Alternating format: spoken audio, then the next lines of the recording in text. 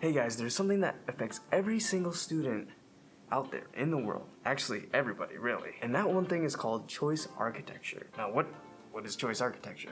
That's exactly what I said when I first read that word. It is essentially organizing a specific environment or context to influence someone's decisions. You, me, consumer, everybody really. A great example of choice architecture is from Anne Thorndike, who is a physician at the Massachusetts General Hospital in Boston. And what she reasoned was that she could improve everybody's dietary habits within the hospital at the dining hall there without saying a word to them. Now, how is she going to do that? So she set up an experiment with her colleagues, and for the first 3 months of their 6-month experiment, they just recorded data, specifically water bottle sales and also soda sales. And a great distinction between how they were selling these two items was that at the end of the whole getting food experience, you'd go to the cash register. But besides the cash register was entire containers full of soda, but not water. And so what happened after the first 3 months of data collection was Thorndike and her colleagues changed the environment of the cafeteria, and now they put baskets of bottled water next to all the dining food options and also put bottled water next to the entire container of soda. So now water was more readily available. And what happened? Well, as it says here, soda sales at the hospital dropped by 14%, while bottled water sales increased by 25.8%. So the only change that happened was in the environment. Nobody told anybody to do anything. It was just a change within the environment that induced a healthier decision for the consumers. Now, what does this all have to do with studying? Well, the fun part.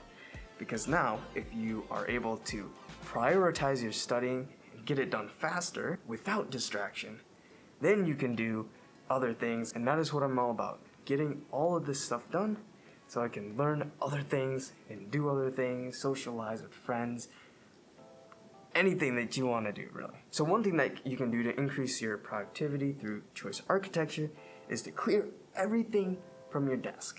That is something I recommend doing. Clearing everything from your desk so that once you get home or to your desk, to your room, wherever it is, you can just take your computer out, take all the things that you need out, and just start working. On the other hand, you could also put a designated spot where your phone goes when you enter the room, preferably outside of your reach in your study space, so that you aren't distracted when you need to focus. But let's say you need a study area outside of your room. I do that myself. I guess I'm like a studying nomad or something, because I don't study in my room and I need to look for places that are suitable for studying. So you're going to take this concept of choice architecture and then you become sort of a manager of it all. You get to look in a bunch of different places and say, okay, what do I want and what do I need to get all this stuff done in a certain amount of time productively. And so what I do, I actually have 3 criteria that I go through. And number 1 is actually my workspace, like where I'm going to be working. Is it just a chair? Is there a desk available? How much space of the desk is available? Right? And also if there's outlets, because if your computer or your phone is out of charge, you need the outlet. So that is a very big consideration for me, and I try to get all 3 of those things within one study area. Now the second thing is looking at the traffic within the area. So is it really busy in the spot that I'm studying in? Maybe I'm at a dining hall and there's so many people in the afternoons just eating, talking. I'm probably going to be distracted by the movement, because that is something that really irks me for some reason. I don't really like movement outside of my computer screen. So I try to turn my body and look the other way. And this also leads to noise. If there's a lot of action going on, maybe there's traffic, there's cars, and it's just really, really noisy. And that also distracts me. But a good solution to this is to buy noise canceling headphones or AirPods, whatever it is that you want or you can't afford. So that creates a pretty silent study space within that if you have to study in a louder location. And the final thing is people and the activities that are happening around me. It's kind of sort of tied to number 2, but this one is when you're actually sitting down in a designated study space, say it's a library, say it's somewhere really quiet, and now you're looking at how many people are studying with you. They're like your study buddies, you know, but you're looking at how many people are studying with you, and also if they're group studying. So I think there's a general vibe with group studying with people that I don't know. Like sometimes I walk into a library, there's a bunch of people studying, they're strangers to me, students but strangers, but they're all doing their own thing, and I find that really calming.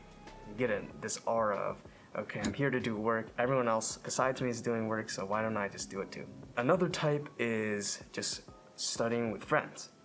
And now that can be a little tricky because if you're studying with your friends, if one person gets off task, then you all get off task. If they're on their break, then you're basically on their break if they're bothering you.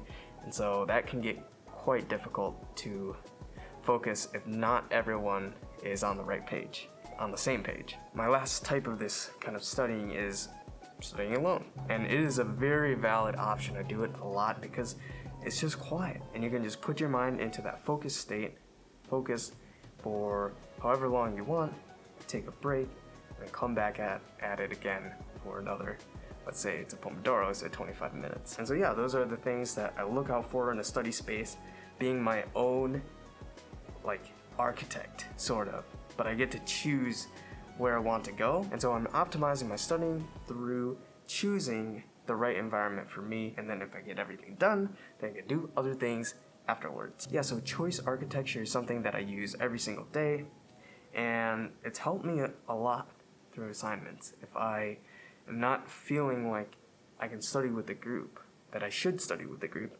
then I find my own study space myself.